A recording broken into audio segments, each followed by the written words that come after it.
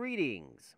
This is Short Stories, a production of the National Taichung University of Science and Technology.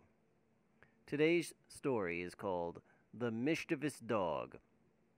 Dogs and their relationship with humans are fascinating. We refer to them as man's best friend, but at the same time, we also use dog as an insult. To call someone a dog is to call him or her a lowly and subservient creature.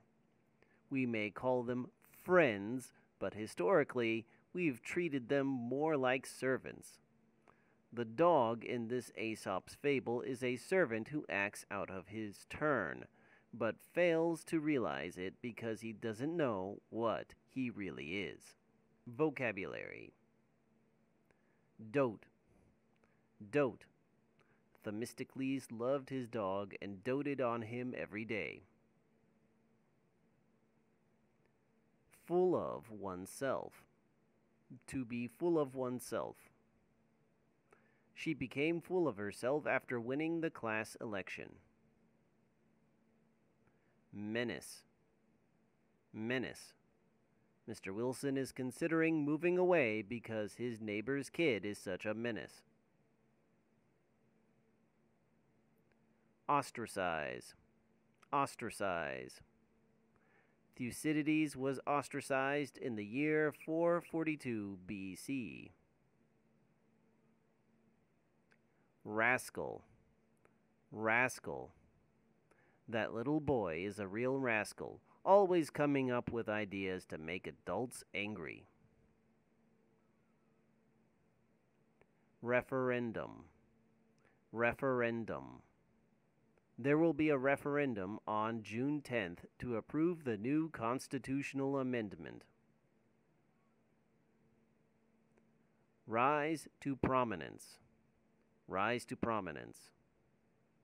He rose to prominence by the persuasiveness of his speech and the strength of his character. Terrier. Terrier. Jack has a little white terrier.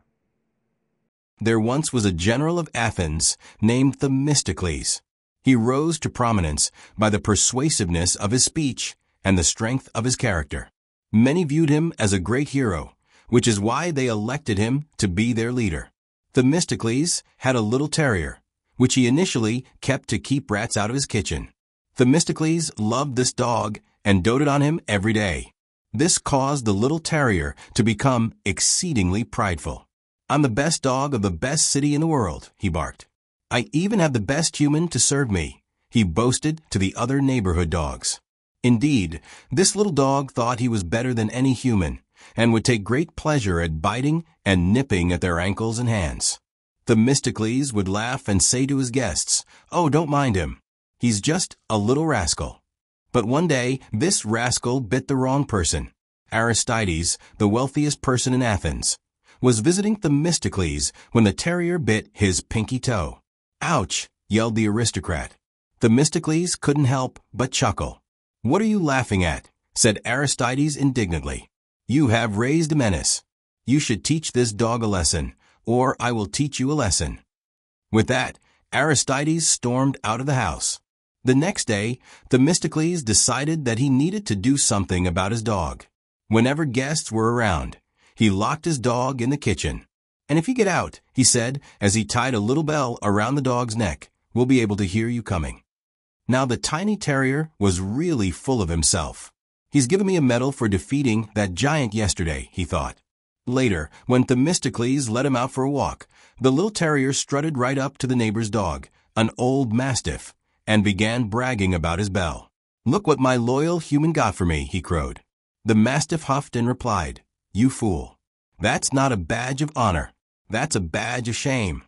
The terrier became indignant and threatened to have the mastiff executed. "I'm the most famous dog in the whole world. This medal is proof of how much people love me."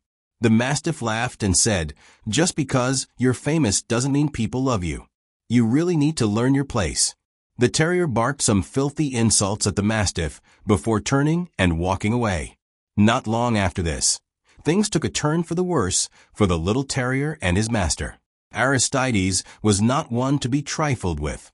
He organized the opposition against Themistocles' rule and accused him of misusing Athens' finances. Eventually, a referendum was held on the question of the ostracism of Themistocles. "The people love me," boasted Themistocles. "They'll never vote to ostracize the hero of Salamis." The day of the referendum arrived, and Themistocles watched with his little dog on his lap as each citizen dropped his vote into the jar.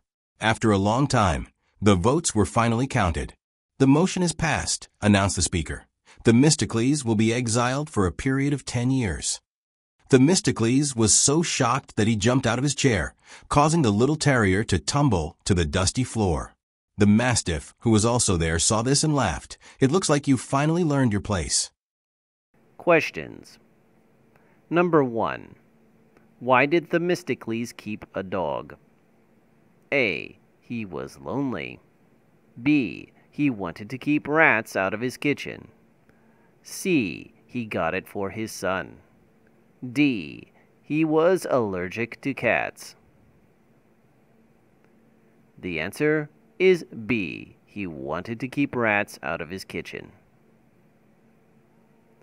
Question 2. Why was the terrier so poorly behaved? A. He learned bad habits from the mastiff. B. He was angry all the time. C. His master was too lenient with him. D. He listened to rap music. The answer is C. His master was too lenient with him. Question 3. Why did Themistocles put a bell on his dog? A. To reward him for his service. B. To keep track of him. C. It looked pretty. D. It sounded nice. The answer is B. To keep track of him. Question 4. What is probably the moral of this story? A. An apple a day keeps the doctor away. B. You can't judge a book by its cover. C. Love and fame are often confused. D. Every dog has its day. The answer is C. Love and fame are often confused. Just because you're famous doesn't mean people love you.